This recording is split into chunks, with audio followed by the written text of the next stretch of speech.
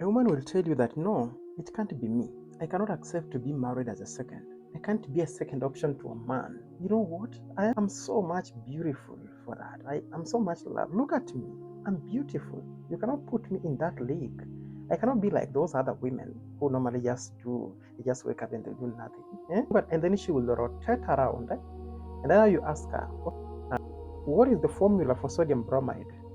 Then she looks at you like this and she's like, she doesn't know anything about that, because according to her, she believes that the beauty of a woman is just in the body. So there are women out here who are learned. A lot of them are learned. And all these women, it's not like they never valued themselves. It is because they just valued the marriage and said, you know what? Even if this man loves me, as long as he is willing, ready to love me as I am going to lower my ego and I'm going to get married, whether as a second wife or as a third wife. They never looked at what is there now. They looked at the future. They looked at being in a home.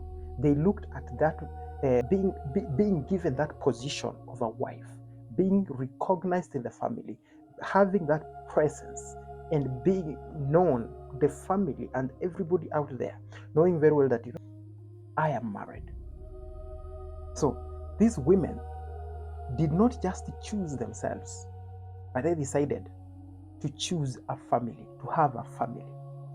The very first one is Esther Passaris. Most of the time, she has been saying, and this is something which she has said for several times, you'll hear her saying, I'm in a polygamous setup and I'm not ashamed of it. This is not just somebody who is not learned.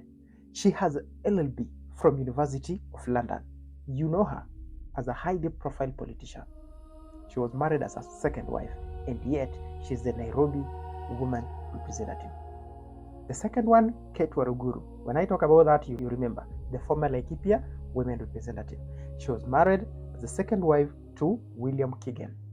He has a business degree, that is a degree in business management.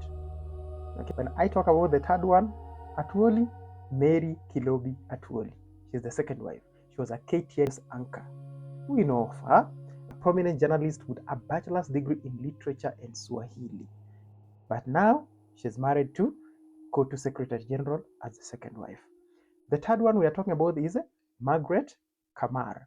She's a professor, by the way, and she's married as a third wife to the former senator of Uasin Gishu. She is a professor of soil science, a professor. Get it? She has a PhD in soil science, a PhD, and yet she's married as a third wife.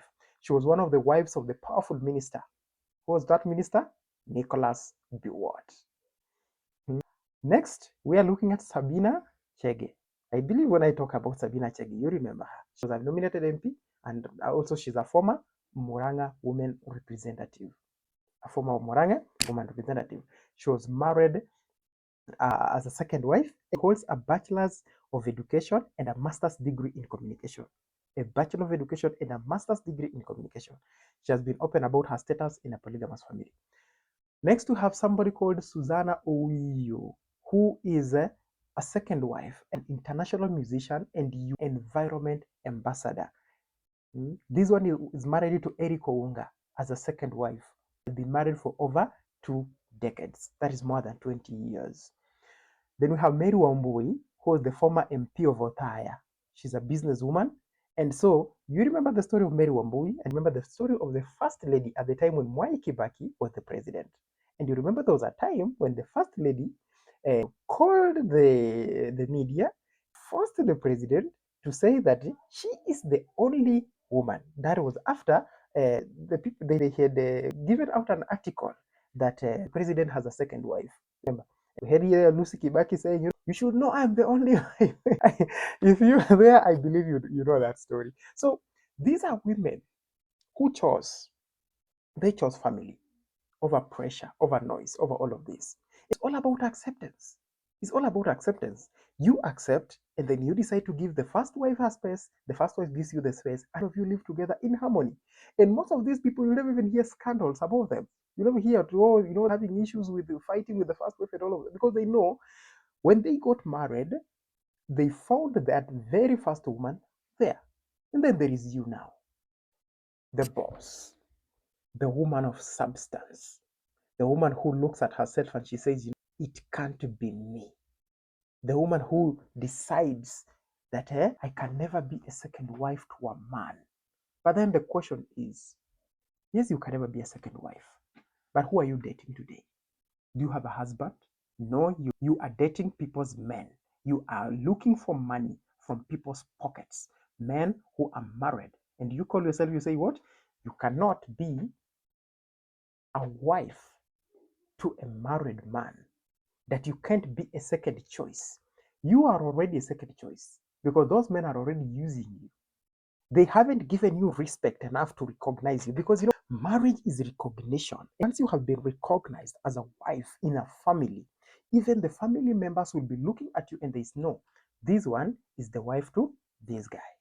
But because you have no recognition, you are just there to be called upon. Maybe your rent is paid, and then what happens? You keep your life.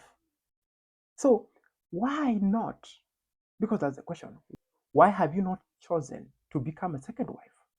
That is a very simple question. Why have you not chosen to become a second wife?